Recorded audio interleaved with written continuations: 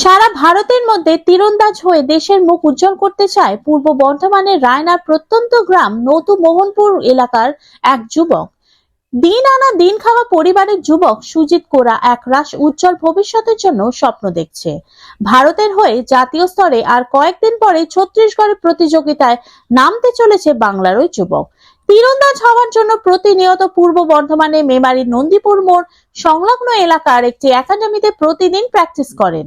দরিদ্র হওয়ার সুবাদে দেশের মুখ উজ্জ্বল করার জন্য যেন অধরা রয়ে গেছে শুধু একটি ধনুকের জন্য।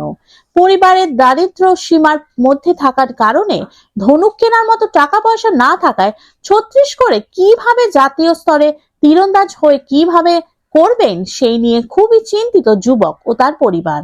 বুধবার সেই স্বপ্ন সফল করতে বায়না এক ব্লকের বিডিও সুজিতের পাশে দাঁড়ায়।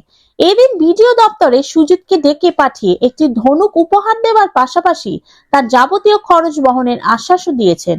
খুবই খুশি পাওয়ার ফলে সুজিত দেশের মুখ যাতে উজ্জ্বল করতে পারে তার জন্য সর্বস্ব দিয়ে এই তীরন্দাজ প্রতিযোগিতায় দেশের হয়ে মুখ উজ্জ্বল করবে বলে জানিয়েছে তিনি। দিন আনা দিন খাওয়া পরিবারকে যুবক তথা সুজিত কোরা এখন শুধুই স্বপ্ন দেখছে জাতীয় স্তরে দেশের মুখ উজ্জ্বল করা তীরন্দাজ হয়ে। তার এই অধরা স্বপ্নে যাতে সফল হয় তার জন্য পাশে দাঁড়িয়েছেন রায়না এক ব্লকের বিডিও। আপনার ব্লকেরই একজন দরিদ্র পরিবারের একজন বাইরের রাজ্যে এরকম খেলতে যাচ্ছে, কি বলবেন? এবং এই যে খুবই আর্থিক অবস্থা খারাপ, তার হাতে এরকম একটা তুলে দিলেন, কি বলবেন?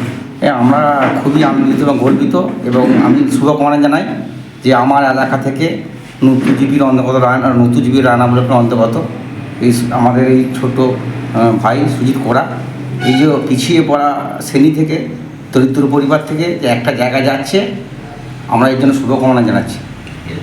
আগামী দিনে আমরা চাই যে আরও বড় জায়গায় যাক এবং অলিম্পিকের চান্স পাক, সারা ভারতবর্ষে মুখ উজ্জ্বল করুক, এইটা আমরা কামনা করি রায়না পঞ্চায়েত সমিতির পক্ষ থেকে। আপনার নাম পরিচয়? আমার নাম উৎপল মাঝি, পূর্ত কর্মাধ্যক্ষ রায়না 1 নম্বর পঞ্চায়েত সমিতি।